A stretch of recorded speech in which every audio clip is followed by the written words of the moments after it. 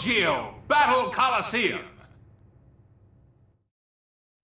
Right then, this is Neo Geo Battle Coliseum. I'm just going to show you the options menu quickly. There are three main single player modes. Arcade play and tag play pretty much work the same but have a different sort of system. And survival challenge, which basically is just beat the shit out of many people as you can. That's where you earn most of the main bosses too, in fact.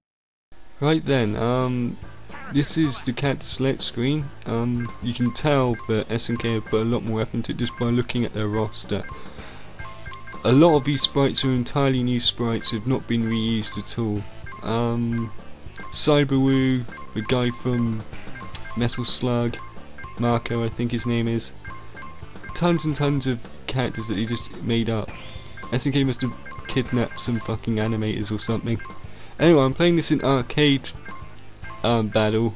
The difference between arcade battle and tag battle is if one person out of a two-person team dies, that's that team defeated. In tag battle, you can only win the match by knocking out both people.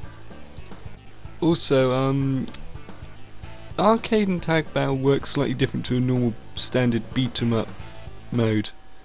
Essentially works like a time attack survival mode, where you got to try and beat up as many people as you can in 300 seconds. Of course, after every, I think, 3 teams you get a checkpoint and you can reheal your guys, you can add more time to the clock, you can give yourself some extra special bar and stuff like that. This is what makes this game truly interesting compared to a lot of rank and file beat 'em ups that have been released.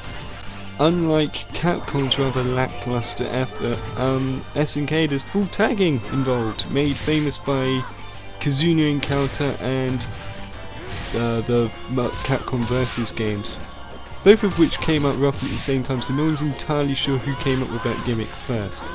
That said though, kudos for SNK for actually including characters from more than 4 different freaking series.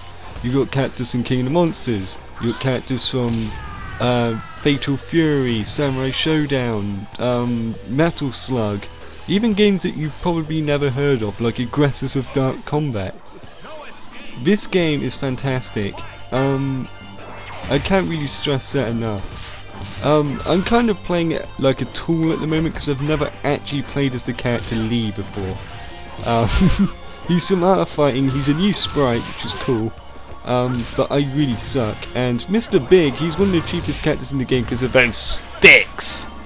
But yeah, anyway, you see me get my ass handed to me.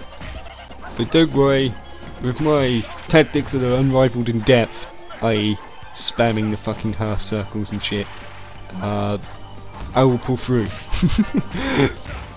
Please note that all the characters share the same different type of special bar and stuff, and they all have a tag meter and stuff like that. It's not as far-fetched as the Capcom games. Oh, down goes Mr. Big. Loading, loading, loading. Come on. This bit isn't too bad, I suppose. It's just... Actually, I'm rather fortunate because this is the European version. I had to unlock all the characters for the European version because I have the Japanese and the European versions. I've had them both for quite a while now. And I have to say, the European version actually has improved loading times. Yay! One of the bad things about the European version though is they couldn't be bothered to translate the endings properly, and that's a shame because the story you can tell SNK had a lot of fun with. It's not really canon, I don't think, it's just like a best of thing. Anyway, try and have a guess what the story is about this game. You've guessed it, someone trying to take over the world and using a fighting tournament as a guise. What does make the storyline interesting to this thing though is SNK's cheeky pop at the bootleg Neo Geo pirates. Essentially the company that are trying to take over the world are called Wares. That's right, W-A-R-E-Z, Wares. Also, Rugel's in charge of this company and he's cloned many cheap knockoffs, no I'm not joking, many cheap knockoffs of famous SNK boss characters, all of which are a massive fucking pain in the ass to beat. Typical Neo Geo style. The Orochi ripoff and the, I think, King Lion ripoff, those are the most annoying guys ever in a fighting game.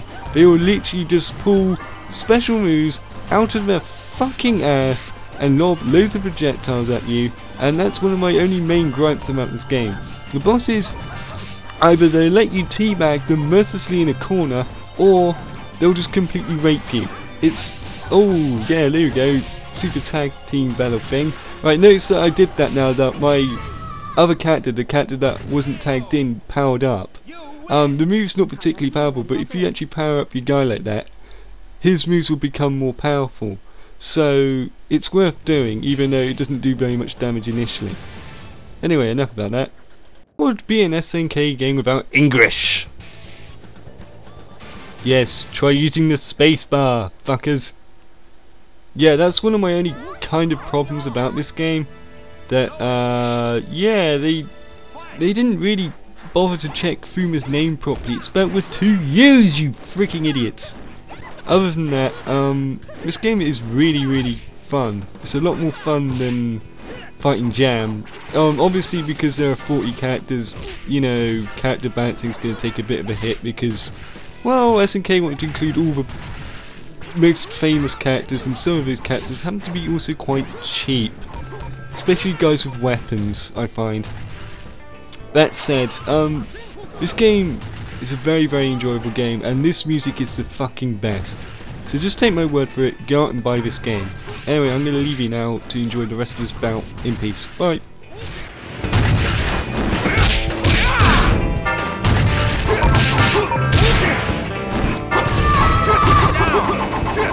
Whoa!